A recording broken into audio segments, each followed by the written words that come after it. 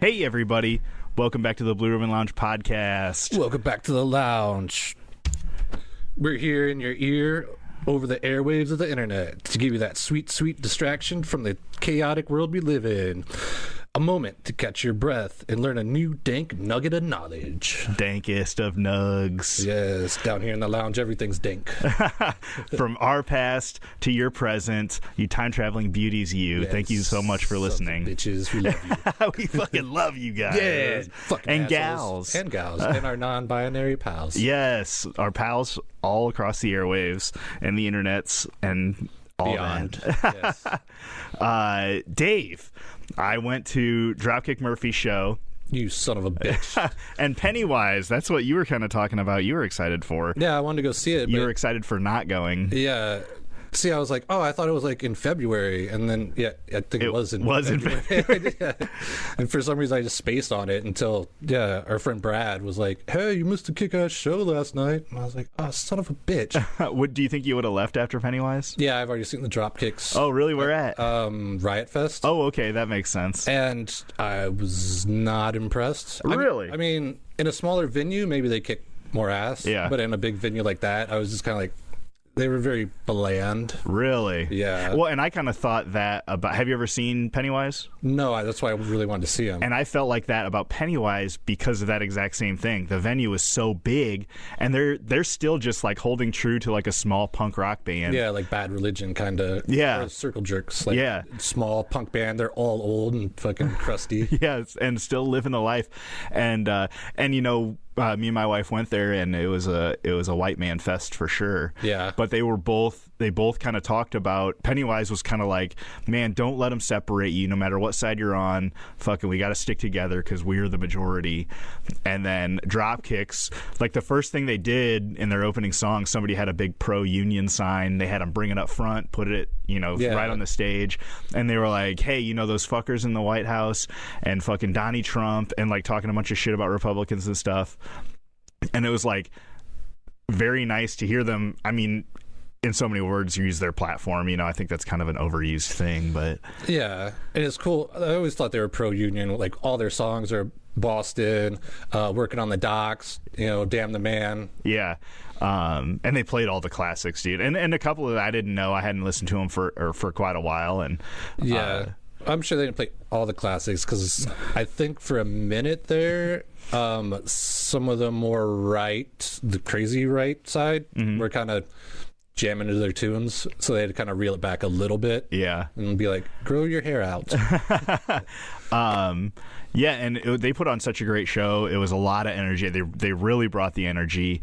And the lead singer just had a smile on his face the whole time. There was so many dudes in the band. Everybody was switching instruments and shit. It was a really cool show. Do they have Spicy McHaggis there? No. The bagpiper? They had a bagpiper. I don't know if it was that person. It looked like a way younger person. Oh, yeah, I do think what I got from Riot Fest, the vibe I got was the main guy was the same, but the other people were kind of switched out. Yeah, and all the tunes I used to jam when I was a kid, back in the early 2000s, were all the 90s albums, and I think they had two lead singers at that point. Or maybe it was a guitar player that sang with them. Kind of like Rancid has the bassist that also sings sometimes. Yeah, and they didn't do a lot of songs with like multiple people, like two people kind of going back and forth. They had the main guy and a lot of backup vocals, but we stayed and we just kept pushing closer and closer, and like it's gonna sound stupid, but ever since COVID, I've just been kind of like in my basement. No, I get that. Podcasting with you, love it. Yeah, you're like one of the 8 people I see through the day or through the week or whatever. Yeah, and keep that social distance. Yeah, and I didn't really necessarily want to go to a show, but I was like, if I don't go to this Dropkick show because they were so influential on me as a kid, I'm gonna regret it. Yeah, and so I did, and I had a fucking amazing time. It brought back so many memories, and if you're listening out there, do some of the things that you're afraid of and you don't want to do. Yeah, that maybe you have that nagging voice in the back of your head being like, you really should do this. Yeah. as an example, NoFX is going on their last tour, forever. I did tour. see that. And they're playing in Denver. Hopefully they don't pull a Kiss. Is that? Oh no, Fat Mike has said multiple times on multiple interviews. He's like, "This isn't like some Motley Crue bullshit. Oh, okay. This is like we're done. We're old. We're fucking done." And I mean, he seems like he's still living the punk rock life, where I feel like that could get old after a while. Yeah, and I think he like has like side projects. Yeah, I think he's a producer now too, right? Yeah, Fat Wreck Records. Yeah, and he's also in the Me First and the Gimme Gimmes. Okay, where they do all those cover songs. Yeah, and I think he has another one, some of them like a clown or something, where he's more like the like JJ what's his name kind of stuff. J.J. Abrams? No. He's making movies? A lot of action? No, the dude who would like get naked and throw poop on people. Oh, G.G. Allen. G.G. Allen, sorry. Yeah. That's why it threw me off. I'm like, JJ, and then blanked. I'm like, it's because it's G.G. Allen. Yeah. Yeah, not like that extreme, but more like that kind of stuff. And, this Dropkick show, we stayed all the way to the end of the encore. And, wait, hold on. Oh, yeah. Sorry. So, so they're going on their last tour forever. Oh. And the closest they're going to be to the Quad Cities is Denver. Mm-hmm. And so I was like, on the fence. And then I was just like, you know what? I can figure this out. So I just bought the tickets. So I'm like, I'll figure out what to do. Damn. How to get there. You got 2 where tickets? To stay. I got 2 tickets. You and the kid? The old lady. The old lady. That's all right. Yeah. That's a good runner-up to your kid. Yeah. Because I thought about doing more. I mean, I can swing 2 tickets. Yeah. On a whim. Mm-hmm. You know what I mean? If I was planning on it, I could buy 3 years. I'm surprised they're not doing it in Chicago. I know. It was weird. Maybe they are, but I think, I don't know, Denver's cooler. It is colder. Yeah. But it's at like some stockyard, which seems crazy to me.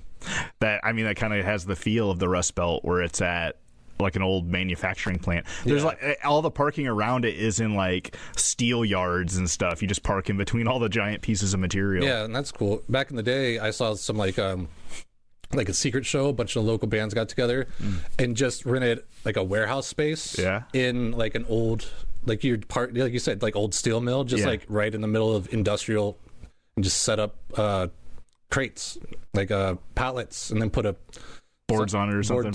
And that's their stage. Hell yeah, dude. Yeah, it was awesome. Me and my friend Justin Eddie, shout out.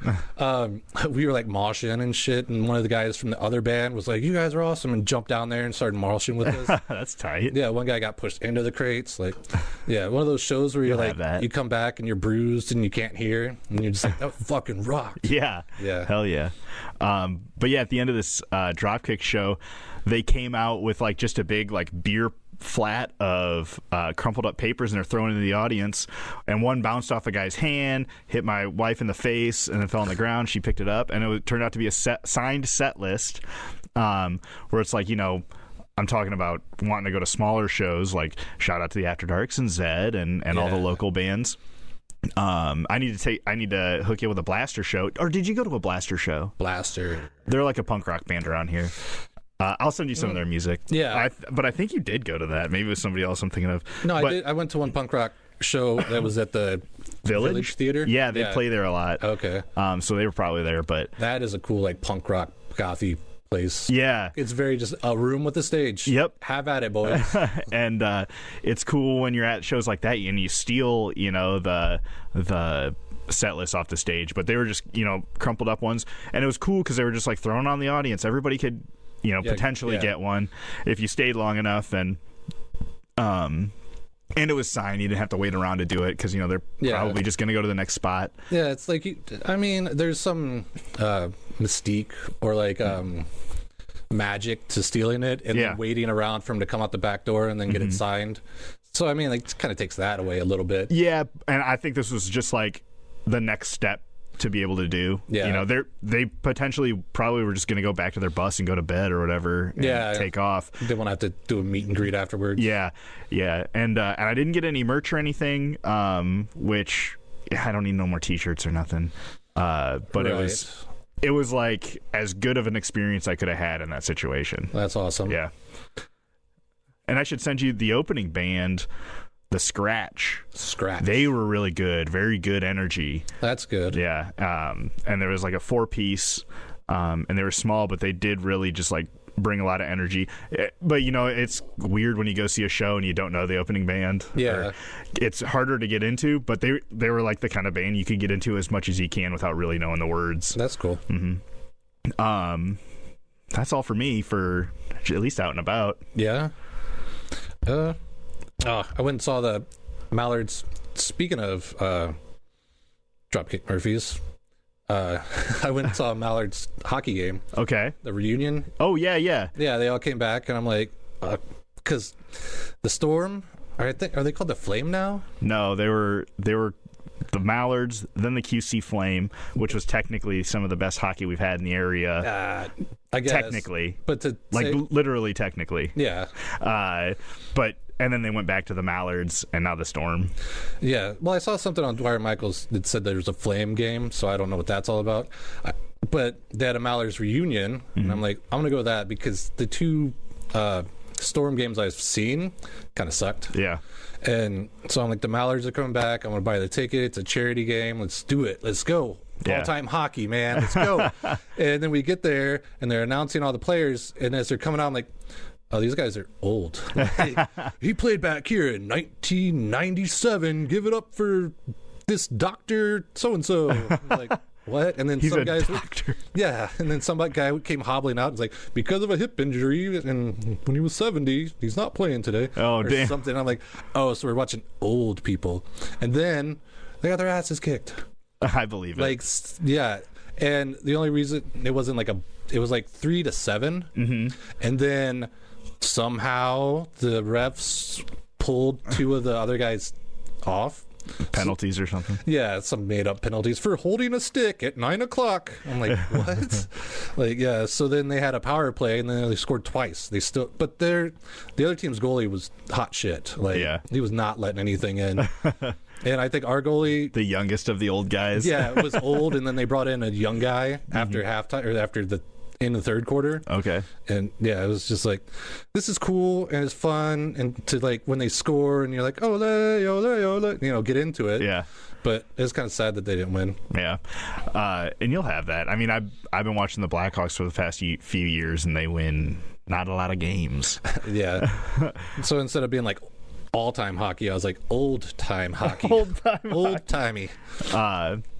That's cool. And it's like, what came first? People losing interest in the hockey or the team being bad? I don't know. Well, when I was into the Mallards, they went to the championships. They won the championship, I almost think twice. Yeah, and that was like right before they're like, oh, well, we're not having them anymore, or whatever. Whoever makes those decisions. Well, they went to the championship, I think twice. And that's when they became the Flame. Yeah. And the Flame was the Cedar team to the Calgary Flames, which is an actual NHL team. Right. So we had like the second best hockey you could have in America. But people were just so married to the Mallards. Yeah. That they weren't married to watching hockey. They were married to the local hockey club. Yes. And so that didn't last very long. Yeah, and then the Mallards came back. Yeah. And then I don't know what happened and why now it's the QC whoever. Storm. Yeah, they didn't have the attendance, and so really? there was no hockey in the area for a few years until they brought the Storm back. And then I watched 2 Storm games, and I'm like, nope.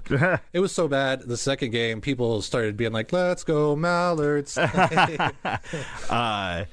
Yeah, I watch my kids hockey, youth hockey. He's 15, and I'm like, this looks a lot like Storm. It's just like not connecting on passes. Right. Just one guy trying to do everything because he thinks he's hot shit. And yeah, and the saddest thing about the Mallards reunion game was people being outpaced by the puck itself. Like they were like skating, but then the puck would get away from them because they're not fast enough to keep up with it. And I'm like, I get it. They're old and it's for charity. Was there a bunch of people there? Oh, it was packed. It was sold out. Oh, that's great. Yeah. And then there was some guy. Oh, man, I can't remember his name. But Doers or something on the other team. Okay. And he was, when the Mallards were in their heyday, he was hated. Okay. he was not a mallard. Yeah. And so people knew this chant, and they would just like chant his name. And then when they'd look, they'd be like, "You suck!" And like there was whole sections just people were getting their nostalgia back. Hell I'm yeah. like, that's awesome. Yeah. So it was fun. It was worth it. It's just kind of they didn't win. Yeah. But it was so fun. It was a good time. Excellent. I'm glad to hear that. Glad to hear this. There's a little bit of fun in hockey. Yeah. Let's start talking about sports, Dave. Yeah, what are you sorry. doing bringing this to the table? Well, we haven't seen you in like forever. It does feel like that. Yeah. I guess almost 3 weeks. I know when we do these late ones. Yeah. So you guys aren't traveling quite as far a distance in time this time. No, not too far. But I'll get not it. too far in the past. We got today Cannibal Death Tribes. Yes, Cannibal Tribes. This, and I thought there was going to be a lot more information on it because I feel like the idea of cannibalism is so built up, and maybe it's movies and stuff, Or like, or maybe I just couldn't find a lot of the stuff that I was thinking of. okay.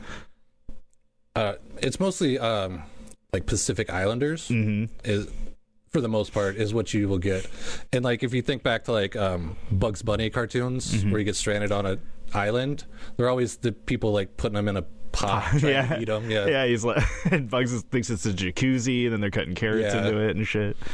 Yeah, and a lot of the stuff I was running across was like survival cannibalism, Oh, really? or even like psychotic cannibalism. Like, did Gacy eat his? No, Not Gacy. Dahmer. Yeah. Yeah, There was a lot of people like that. I was kind of surprised about. yeah. So do you have anything on the Caraway tribe? I don't think so. Well, let's start with kind of the history. Oh yeah, I don't know if you have anything about Columbus. Christopher. Yeah. Okay, fuck that guy. Well, I agree. Okay. Moving on. But during Columbus's expeditions, we'll talk about why he fucking sucks. But during his expeditions, after coming to the island of Guadalupe, he reported back to the Queen of Spain, describing reports of indigenous Indigenous. that one people being fairly friendly, except for a group called the Caribs. The Caribs were a group of people described to have cooked and eaten their prisoners. After he brought this back to the Queen Isabella, she granted permission to capture and enslave any peoples who ate human flesh. Oh, that's one fucked up thing doesn't deserve another fucked up thing. I would agree. Yeah. But so when Columbus returned to the island, when the native people failed to produce any of the gold he was looking for, he just started labeling everyone who resisted his plundering and kidnapping as a Carib. So he just was like, "Oh, you don't have any gold? Well, actually, we're going to take you as slaves now." Yeah, and if anybody asks why, it's because you're a cannibal. Yeah. So the term Carib evolved into Caribe, and then that eventually turned into Cannibalis, meaning thirsty and cruel in Spanish. And then when translated to English, it turned into cannibal. Ooh, that's good history, Matt. For the first used by colonizers to dehumanize the indigenous people, and it's now described to anybody who consumes human flesh. And yeah, it's like, these people are cannibals, so we're just gonna take them as prisoners. Yeah. We're doing our part, Yeah. taking these people out of here. Yeah, that's the same thing for Manifest Destiny, where we talked about this in our missing tribes, or missing people, about the Incas and the Mayas and the North American natives. Yeah. How they had all these great like pyramids and colonies and communities and whatnot, but when we were like coming through, we're just like, no, they're savages. No, we don't want to learn anything about their history or know how smart they are or what they do. We're just gonna wipe them out because we need farmland. Yeah. And so kind of the exact origin of the eating of humans is not quite known, but it's believed to be an early form of human attempts to appease gods, survive famines, and exact revenge or instill fear and power over others. And that's where you get things like cutting out and eating the hearts of people. Yeah. And then you appease the god by making a sacrifice. You gain their strength by consuming them. All those types of forms of cannibalism, I think you can kind of see in many cultures across the world. Yeah. Podcat. And that's all I really had for the history. And now we'll get into maybe some more specific stuff. All right, good job. I didn't even think about that. I'm usually like this is... Yeah, you're the definition guy. Yeah, what the hell? But the Koroway tribe, they were discovered actually in 1974. 74? Wow. Yeah. In Papua, New Guinea. Okay. And scientists... Well, this is a dumb fact. It's like scientists believe that they may have thought that no one else existed. Well, like, I mean, maybe you don't think that, but if you're just carrying on your daily life and you've been doing it forever, why would you be like, oh, there's other islands, there's other places? You're just like, this is my spot. Yeah, especially like Papua New Guinea is kind of big. Yeah. But it's an island in the middle of the ocean. You know, it's easily overlooked, I would think. Right. And maybe it would depend on like currents and boat trips routes and stuff. You know, maybe there was just nothing that kind of went through there that was a good at the time, or like ocean highway. I think some of the more like coastal tribes were known of, but the ones deeper in, like in the mountains and stuff, nobody's explored it, so of course they don't find tribes until they go up there and look. But they live up like 140 feet up in the trees in these huge tree houses that they construct to keep out bugs and snakes and other tribes, obviously. Yeah. And also they believe that at night spirits would dance in the forest or the jungle, so they didn't want any part of that. So they yeah. And like, look it up. They're really huge. They're like houses, not like a tree house. Yeah, like walls and stuff. They even had fire pits up there so they could keep warm at night. That's cool. Yeah. And they're also one of the last known tribes that practiced cannibalism. And it's not like some tribes do it in like a war sort of way, where you go and you like you said, you kill them and then you eat them to get their strength, and then they're not going to fuck with you no more. Yeah, and then people would be like, "Whoa, don't mess with them. They'll eat you," like, literally. And some of them actually would. I heard of a tribe that I didn't write down, but they didn't have names until they went and stole it from the person that they killed and ate. And then I'm him. I'm the captain now. Oh, that's crazy. Yeah. But if a person in the tribe was like terminally ill or like maybe a little off mentally, they believe that person was possessed or taken over by a dark spirit called a kahakua. Okay. I've said these words before, so I'm trying. Well, I've found that it's just like say it once confidently, and you're good. Yep. And even in my notes, I try to write it out phonetically. Yeah, I did that with a lot of these. And the only way to rid the village and the person of that demon was to kill him and then eat him. So, I mean, I think it's also like one of those things where it's like, you know, Bob keeps coughing on your food, and you're like, Bob, are you a kuahai? Whatever it said. Kakuga? And he'd be like, nope. And like, all right, well, because you kind of look sick here on my food. So I think they use it more of a way to keep people in line or to keep people from like doing some disgusting stuff that would make you sick. Yeah. Like, why are you drinking from that mud puddle, man? We got a river over here. Like, you're going to get us all sick. Yeah. Yeah. Because, I mean, you don't have medicine and shit. Yeah. And a lot of, like, anytime Westerners come around trying to get wiped out by diseases because they're not immune to all that stuff. And it's thought that the Caraway tribe doesn't practice it today, but some people will say that they still do just to entertain, like, Easterners. I guess the Westerners, but it's Eastern. Yeah. So, but yeah, I mean, I don't know. You don't know what they do out there. So they might still be practicing it, but maybe in just rare occasions. Yeah. Like maybe if the chief dies or something, it's like a part of the ritual to like pay respect to a spirit. Yeah, and I did see, you know, in my limited cannibalism history research, there are accepted forms of cannibalism where you can request that your family is allowed to eat you when you die. Really? Yeah, and it's kind of like making the circle of life full circle. And I didn't see what where that was taking place, but I did hear some. I can see that, like a religious exemption. Yeah, kind of thing. I mean, it's the same as somebody burying you. Yeah. It's just a different form of how they treat your body afterwards. Yeah, and I don't know, is it considered cannibalism if you have someone cremated and then you just like take a little taste? I think yes. Yeah.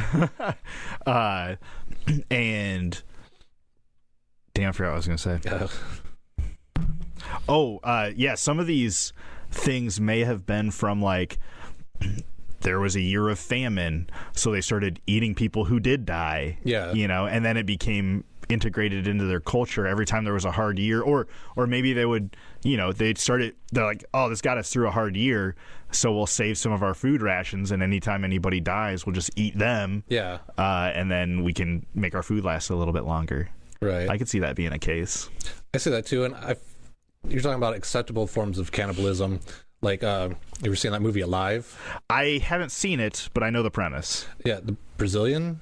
I believe it was soccer team? Some sort of South African or South American team. Soccer team. Yeah, it crashed in the Andes, and after running out of food, they started eating the people that died. Was it a rugby team? Rugby, soccer. Yeah. Yeah. And then also like... Or who was that party that was going across the Rockies? The Donners. Donner, yeah. Yeah. Yeah, when you and those were the types of things I was coming across, like the survival cannibalism, but we kind of wanted to stick to people who were doing it for a different reason. Yeah, because there's also like a thing with like sailors back in the day. If you get marooned or you shipwrecked, yeah, and say there's like 3 of you left and you're running out of food, there's a word for it, and they're like being like parlay or like. I forget what the word is, but then you like burn a match and then hold it up, hold out 3 matches, and whoever gets the burnt match, you sacrifice yourself so the other 2 can live, kind of thing. Yeah. So yeah, anybody listening, let us know in the comments or on the Facebook page. Yeah. Blue Ribbon Lounge Facebook page. Just search it in the Blue Ribbon Lounge podcast.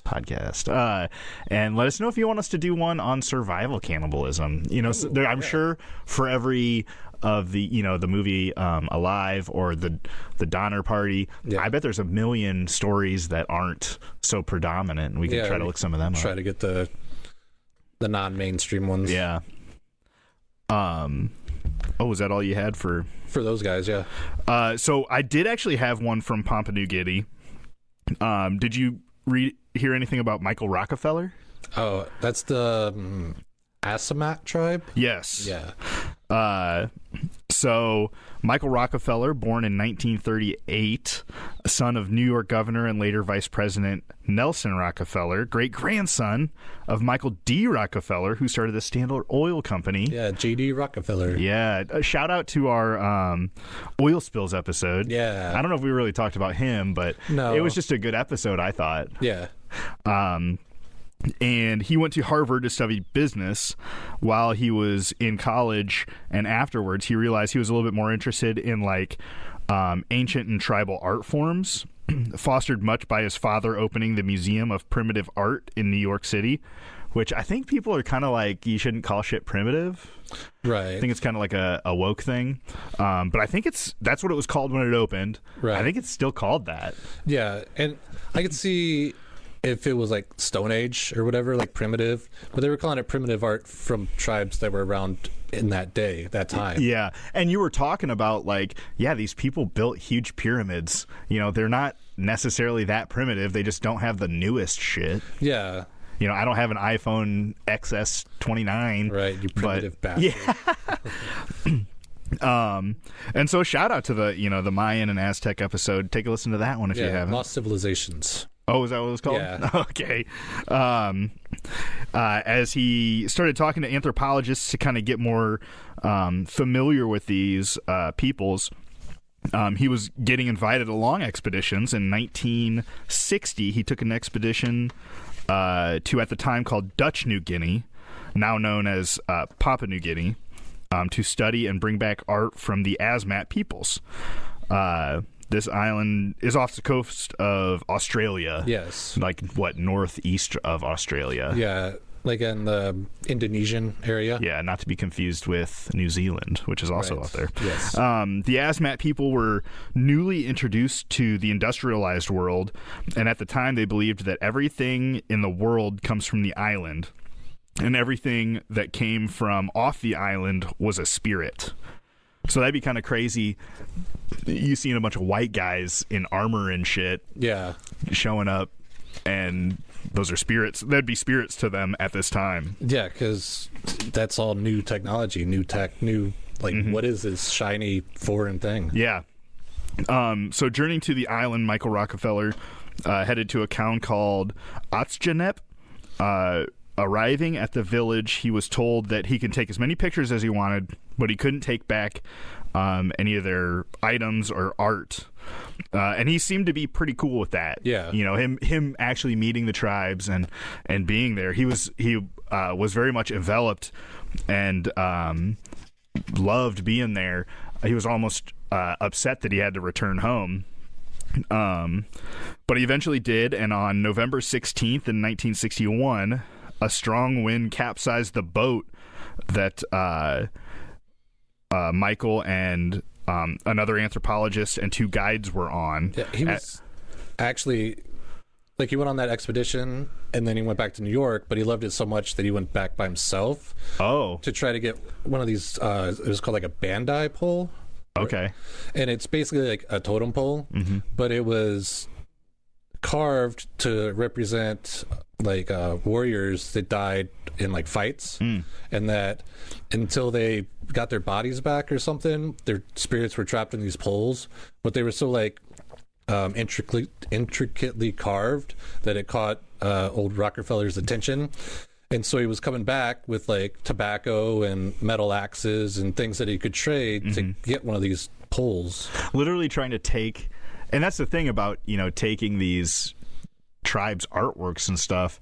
You're taking pieces of their culture. Oftentimes they don't do things that aren't meaningful to them. Right. They have to fish and hunt. So it's spiritual to them. Yeah. They have to fish and hunt and live all day, every day. So making these art is very intentional. Yeah, because they don't have a lot of free time. Yeah. And it's very weird if you think about it, juxtaposition. If, say, they came to the Quad Cities and rocked up in your church and was like, hey, can we get that Christ figure that you got? Yeah, let us grab that. Take it home. Grab that. Actually, are you not looking? And then they just take it and leave. Yeah. And then they bring it back look what these stupid people had. Isn't it cool? It's very much like that. That's a great analogy. So this next time when he shows up to the island in 1961, his boat gets capsized, and it was such a small boat it didn't have a radio or communication. And after 12 hours, or I think 24 hours of being on this boat, he decides to strap 2 gas cans to his body to use as flotation device, and he tried to swim to the shore that was 12 miles away. Yeah, because when it first started taking water, 2 of their guides were like, we'll go and get help. We'll jump and swim. And he had all this stuff on there that he wanted to trade with the tribe, so he wasn't willing to give up the boat just yet. Yeah. But with the motor broken and they're taking on water, they start drifting, and then it gets capsized, and he feels like maybe the kids didn't make it, or maybe they're just peace out, white guys. So then he's like, I'm gonna make a swim for it. And so 12 hours after he leaves, his last words being, "I think I can make it." Yeah. 12 hours after that, a boat spots the wreckage and rescues everybody else. Yeah. And this, after them telling the rescuers that the son of these billionaires went missing. Yeah. I think they were like, oh, did, what's his name? Rockefeller. Did he tell you to come get us? And they're like, no. And they're like, oh, shit, well, he's missing. Yeah. And it sparked a huge manhunt. The Rockefellers put up a $250,000 reward. The Dutch, who were in charge of the island, thus it being called Dutch New Guinea, they had helicopters, boats, planes, armies on the ground. Yeah, the Navy got involved. Yeah. And after 9 days, the minister of Dutch to the island said that we're never going to find him. And after 2 weeks of searching, Michael was declared dead, with the cause of death being drowning. Carl Hoffman in 2014 investigated all the evidence to write a book on Michael Rockefeller. And kind of some more backstory. During the 1960s, the UN government gave control of the island to the Dutch. And then at that time, Indonesia was also populating the island. So the UN were like, you got to make sure that this island is up to snuff and these people aren't doing anything crazy. Yeah. Or else, we're not going to let you have territory over it. Okay. And at that time, they were getting a bunch of backlash about the Dutch New Guinea natives being cannibals, and that was also kind of questioning their authority. But the Dutch would just be like, nah, we made it illegal, so they don't do that no more. Yeah. And I'm sure everybody knew that was a lie, or maybe not a lie, but just like, yeah, sure, the speed limit's 30, so I'd never go 31. Yeah. So when they were doing this, so they had all these things going against the Dutch, and so as they were doing this manhunt, the Dutch government was like, hey, if our armies find anything nefarious that happened here, you got to cover it up, because we can't have more shit going on. Oh, okay. And that's part of the reason why, after 9 days, they're just like, man, we're not gonna find this guy. I mean, who knows if they did find him and reported it, and then they're like, yeah, we have a feeling he drowned. So yeah, and they were also like the tribes that they were questioning, they also had a fear that if he was found, that the Rockefellers would retaliate somehow. Mm-hmm. Yeah, so they were like, there's a big, powerful family. Yeah. If anything happened to him, yeah, like you said, there's going to be someone has to answer for it. Yeah. So the Rockefeller family actually hired a private investigator to go to the island. While on the island, the investigator traded a boat engine for 3 human skulls. When the tribe traded them, and they were asked, what are these skulls? And they said, oh, they're 3 white men. And when they were like, well, what white men? Yeah. They were like, oh, Michael Rockefeller, that guy you guys were looking for. Oh, yeah. There's one of them. And a second testimony by an investigator, had been of an old man wearing glasses. Okay. And he was like, hey, do you know Michael Rockefeller? And the guy was like, no. And he was like, but you're wearing glasses. Yeah, where'd you get the glasses? And he was like, I found them. And comparing Michael Rockefeller's pictures before going to the island and then the pictures of this guy, like, they're more than likely the same glasses. Oh, yeah. There's not just like a bunch of guys with bad vision dropping glasses all over, I would assume. Then the investigator came back to the U.S., and while there's no real paper trail of him giving them the skulls, it's said that he did give them the skulls, and there is a paper trail of him receiving $250,000, which in today's money was like $2.5 million. So he made out pretty good. Damn. Carl Hoffman, the writer of this book, decided to make a trip to the island himself. When he got to the village of Otsjanep, the translator stated that, like, he heard a couple of guys talking when they showed up, and they were like, hey, don't tell them about the white man we killed. And when the translator overheard it, he was like, hey, let's go talk to these guys. Yeah. And when they asked, they were like, oh, well, Michael Rockefeller. Yeah. We killed him. Yeah, they said because it was the tribe that he was trying to get the bandy pole from, mm-hmm. and they were kind of like okay, fuck him. He's trying to steal our stuff. Yeah. And they were kind of talking about it, like the tribal leaders, because they didn't really have a chief. They just all kind of agreed on what to do. Mm-hmm. And then when they saw him swimming up, they were like, "Oh, look at this! How you doing?" And they like saved him, and then took him to a clearing, and just started like doing this weird chant. This is the story I heard, and he's like, kind of like, "Oh, thank you, I'm saved. This will be cool." And then he was like, "Whoa, what's going on?" And then they just all smiled at him. And then one guy just took a spear and stabbed him in the side. Ugh. And then they did this whole like ceremony thing, and made a big bonfire, and then chopped him up, and yeah, yikes. And kind of the weirdest part, kind of a twist on this, I don't know if you'd seen this, in 2008, a documentarian, Fraser Heston, was trying to make a documentary on Michael Rockefeller. And he was reviewing video of the island for B footage, just kind of like in between all the scenes and stuff. And he came across hours and hours of unused film in a warehouse in England. Yeah, there was like a guy that went before that heard, because it's Rockefeller, so it's big news, and everybody's like, "Where's he at?" And this guy heard a rumor from a guy that he met in Australia that there was a white guy living with tribes.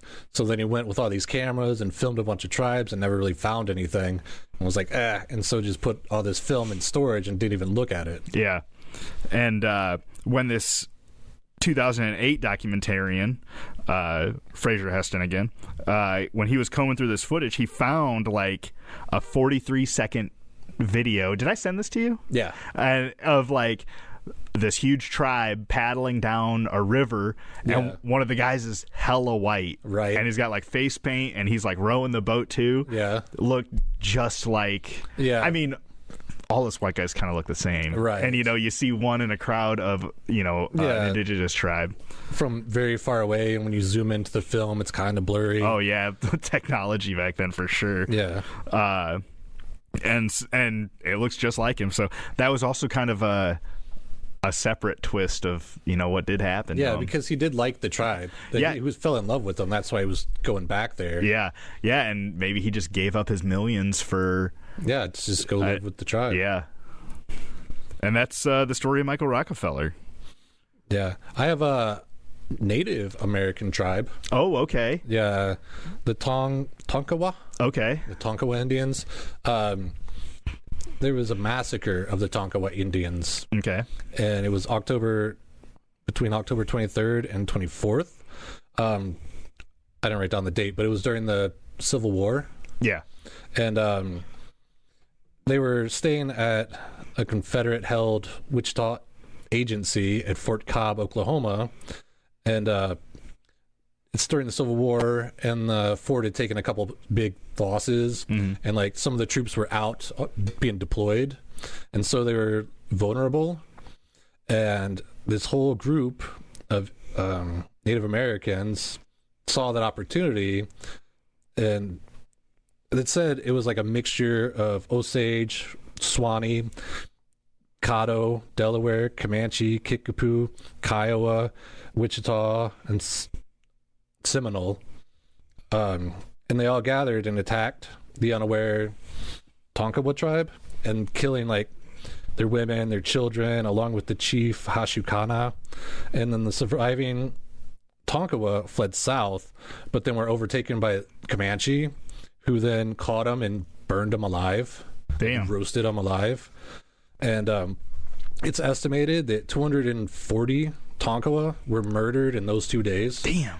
And to put that in perspective, the tribe is still around, but they only have 480 members.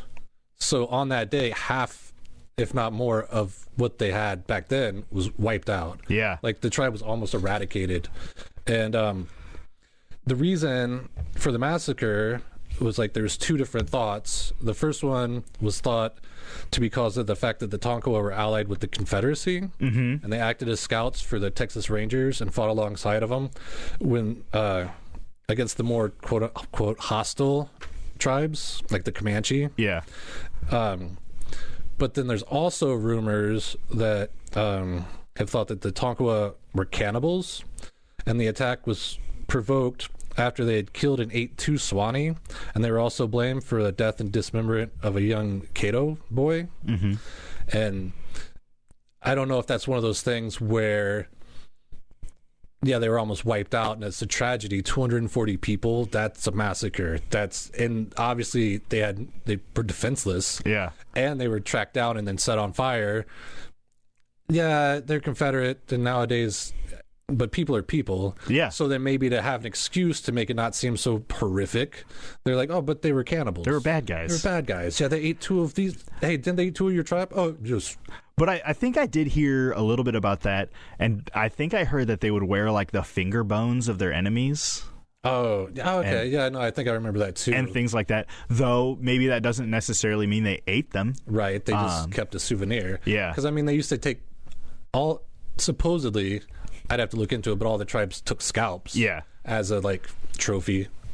And that in itself could have been like, hey, don't fuck with us, or else you're going to come back without half your head. Right. And because it only makes sense because the tribes and the Polynesians would have techniques more just to scare other tribes from attacking them. Mm-hmm. Like there's ones that have these, they're like called mudmen, and they make these intricate masks out of mud, and then they paint themselves all white, and then they do these weird movements through the jungle. If they hear like somebody's gonna, hey, we're gonna come take your resources, they'll start doing this. And so when the other tribes try to sneak up, they're like, okay, this is creepy. These are ghosts.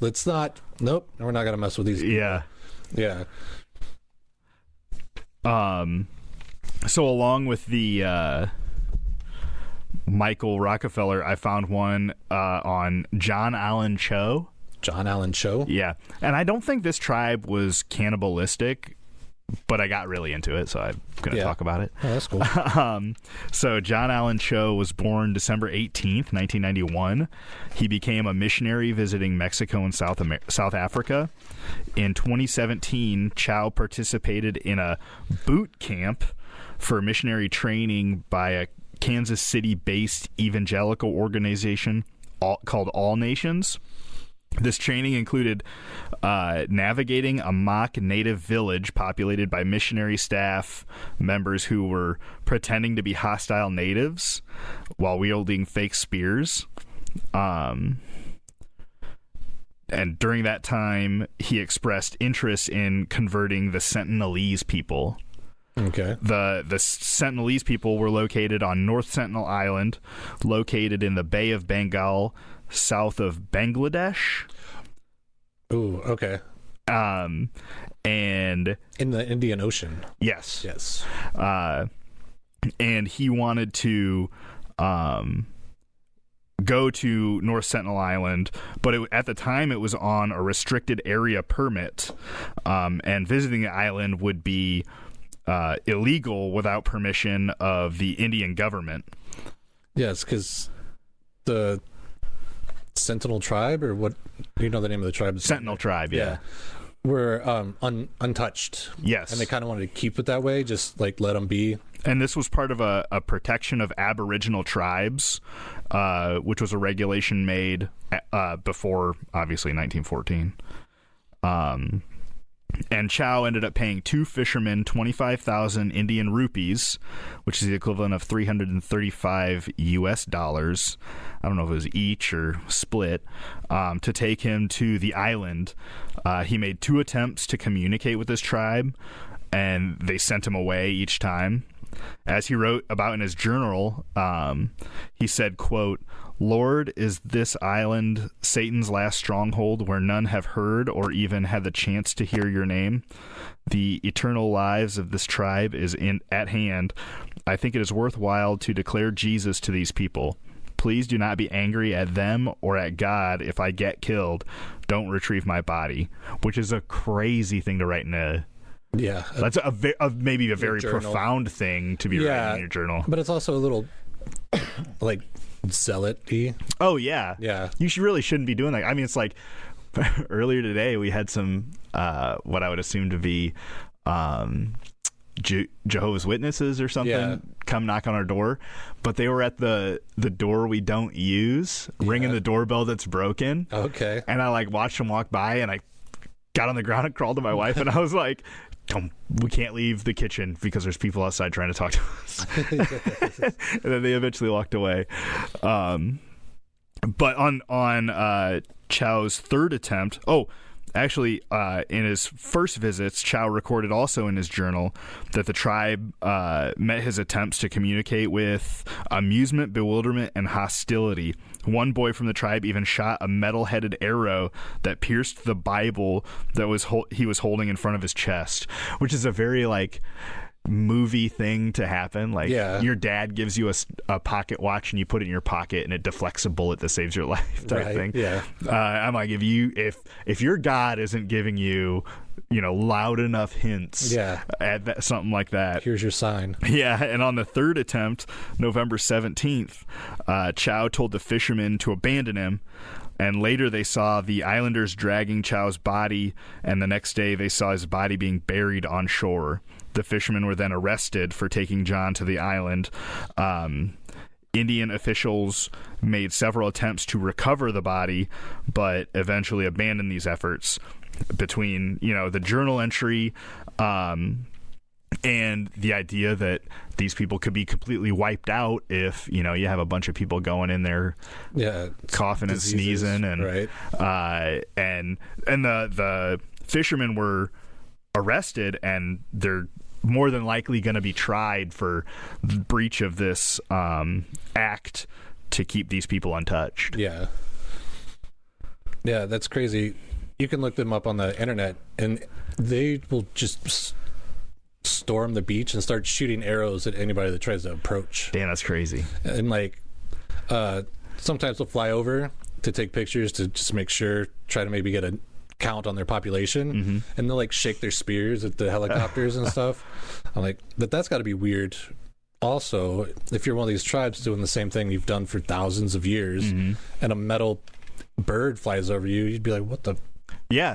The idea of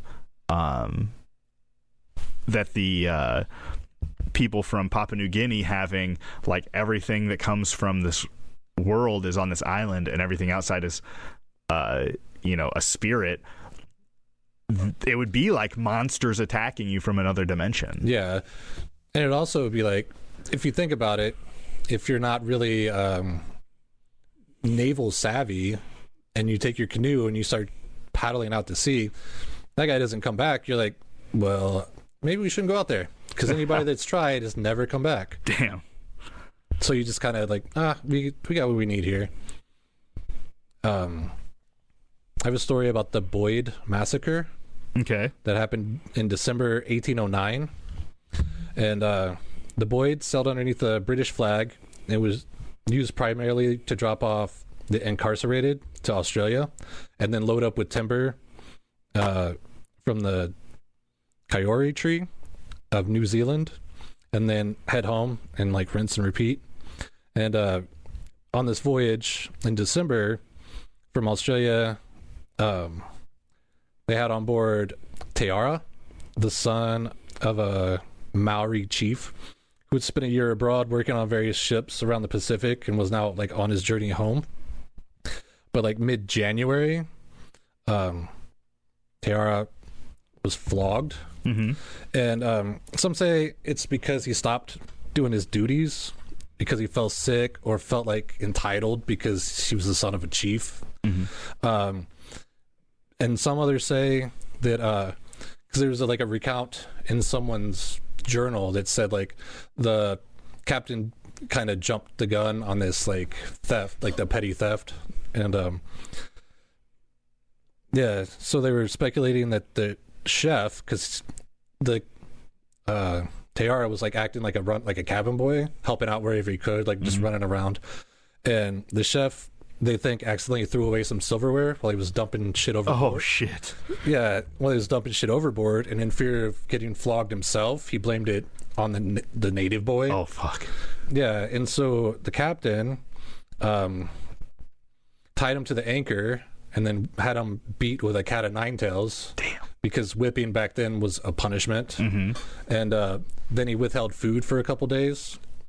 And of course, that would piss you off, Yeah. especially if you didn't do anything and you got whipped and then you're starving for a couple days. So Teara came up with this revenge plot. Make you a little resentful, yeah. Yeah, but he resumed his duties and started doing like extra work and like really like got back into favor with the captain.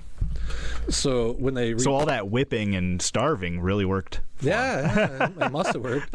But when they reached New Zealand, Teara persuaded the Captain John Thompson, to make anchor in Wingaro Bay on the North Island.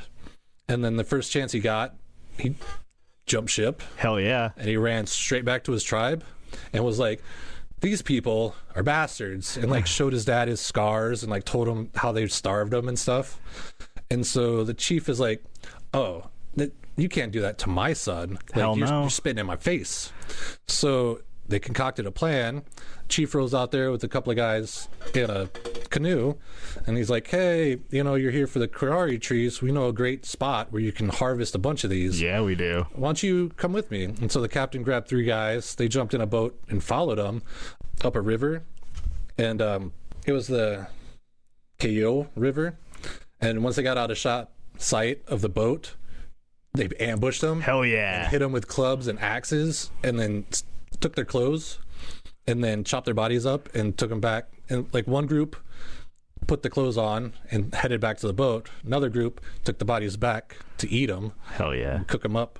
And then the ones with the European clothes on were able to approach the ship. They got on board and then snuck around above deck, killed everybody, and then gave a signal. And all these they were like hiding in canoes in the shadows kind of thing. Yeah. They got the signal. They flooded on board and flooded underneath and slaughtered like everybody on board. Holy shit. Yeah. There was 65 people in total that they chopped up and then piled their bodies on board, and only 5 people survived because they were hiding like in various places. And so these guys left, and then another tribe came over to like check on the ship. Hey, what's this fucking boat doing what's here? going on here? And they're like, oh, and then found the people and were like, oh no, we're gonna save you. But then what they really did Oh no. was like give them out to other tribes. Like, here, you get a white person, you get a white person. One of the guys, the second mate, was forced to make hooks like for fishing, Oh really? but I guess he sucked at it, so then they ate him. Oh shit. Yeah.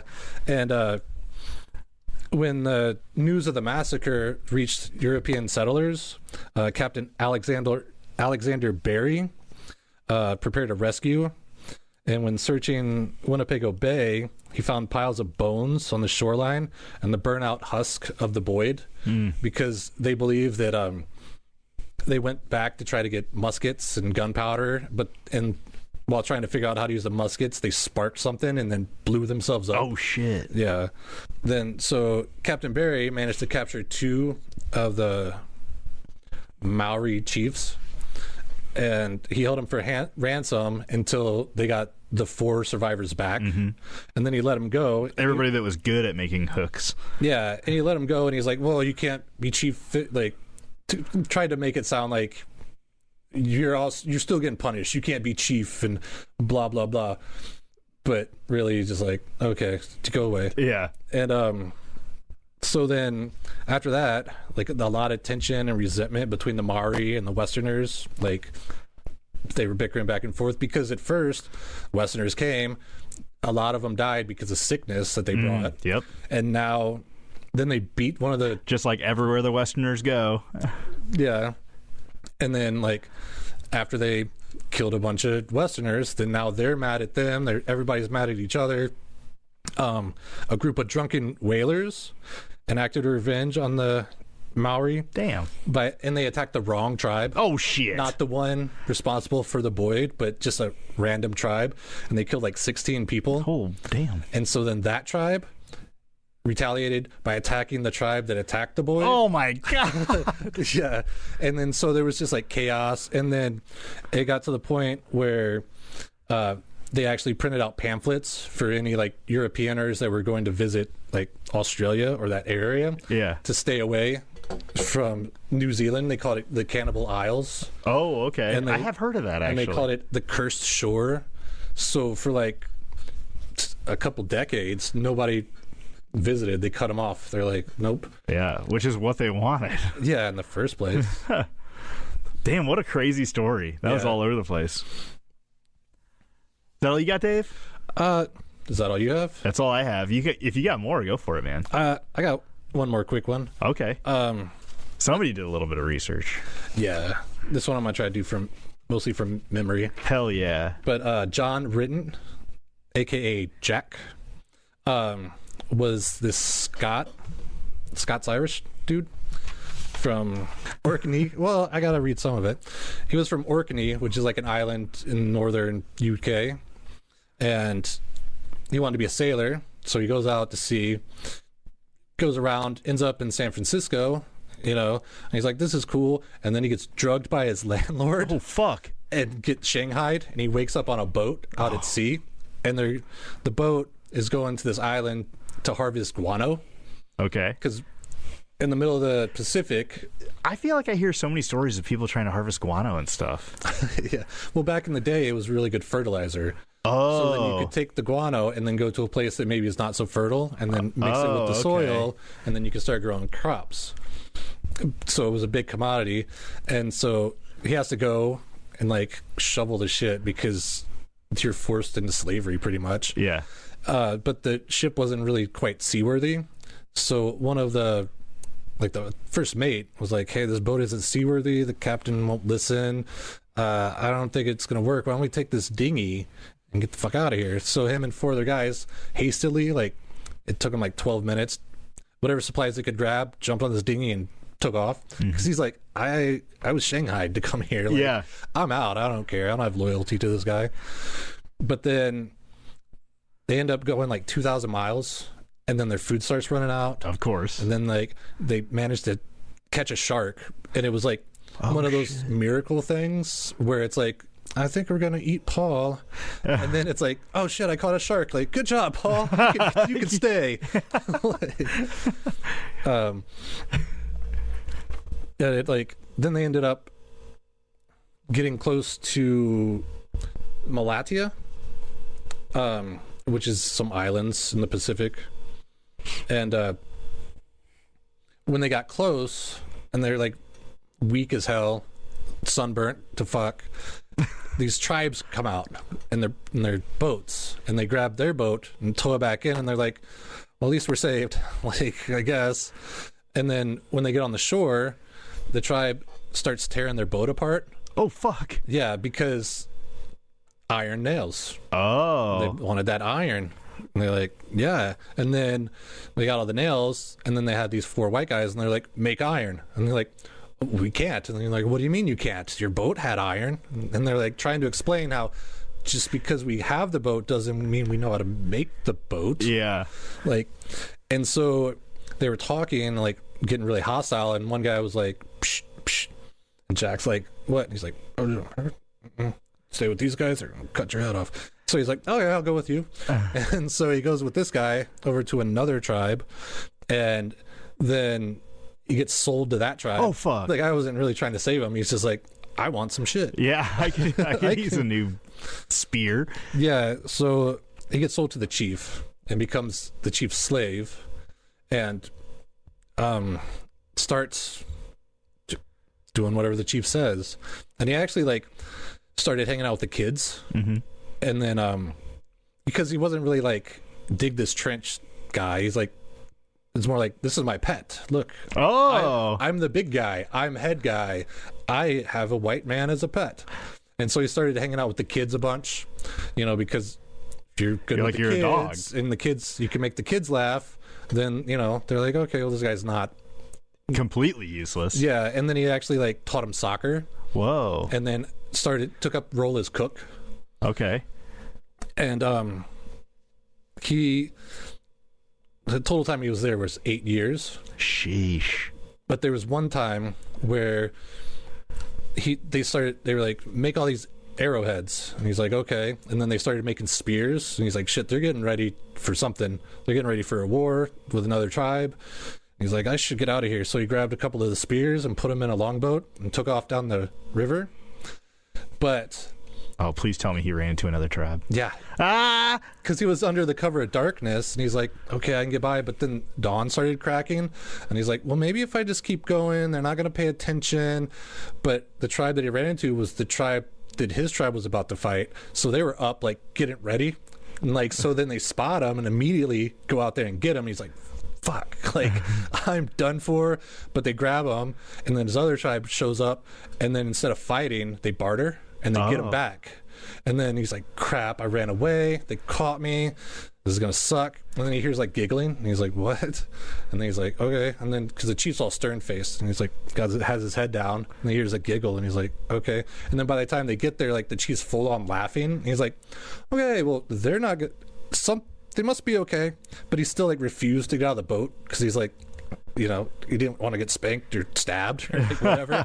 Then like two of the biggest guys come and grab him and pull him out of the boat, and then the whole tribe cheers and like throws him up on their shoulders. And the chief starts telling the story how he didn't Jack didn't even know, but that tribe got one of the white guys too, but since he sucked, they killed him.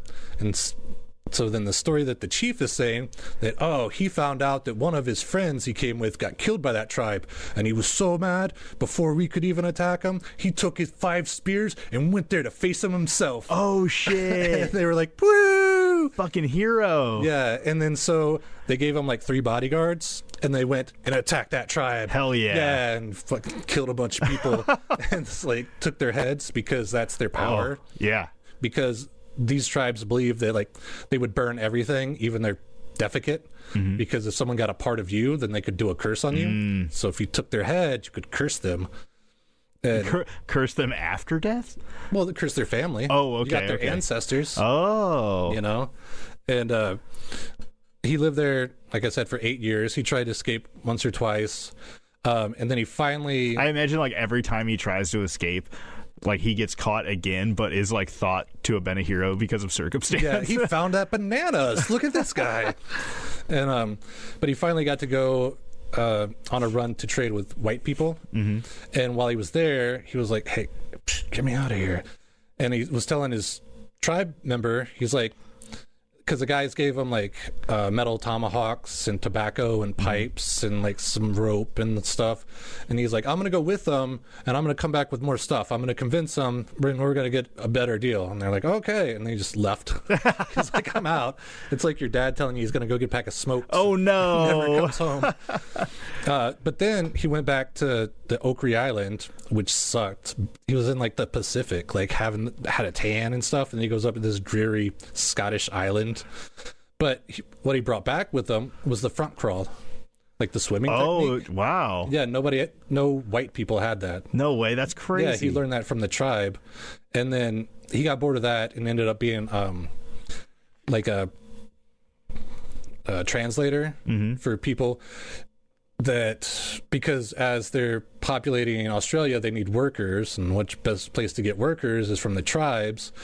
But people were doing a thing called blackbirding, which where they'd be like, hey, do you want a bunch of cool shit? Why don't you come on my boat?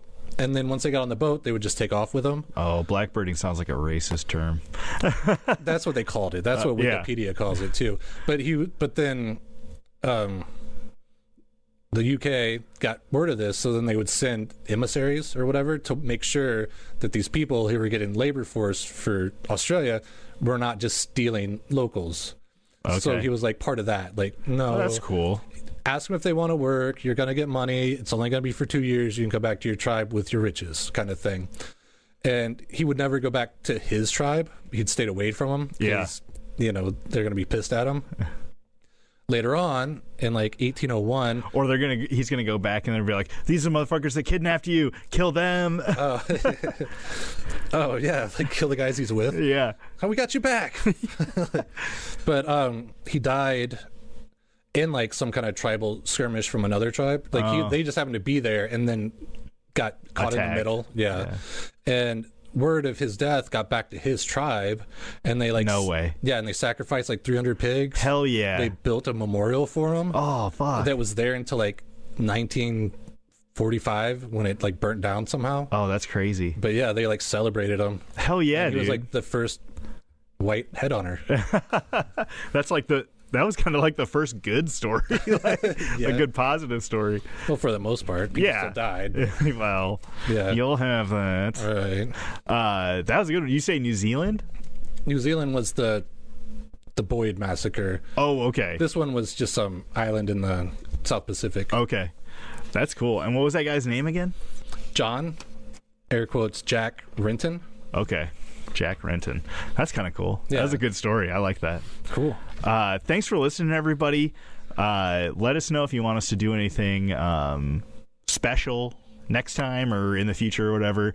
We got a lot of good stuff. Maybe I should post the list we have on the FB. No, keep them guessing. Keep them guessing, Keep 'em huh? guessing. All right. Well, guess what? You don't know. None of us know. Yep. Neither me nor Dave or anybody listening knows So what that next Monday episode is morning going when to you be. click on the link, to see what we got. And just so you know, this was all Dave's idea to keep you in the dark. Yes, I just said it. We're not hiding it from you. It's a surprise. Yes. Thanks for listening, everybody. You time traveling beauties. Please be good to yourselves out there. Yes. Remember, Old New York was once New Amsterdam. Why they changed it, I can't say.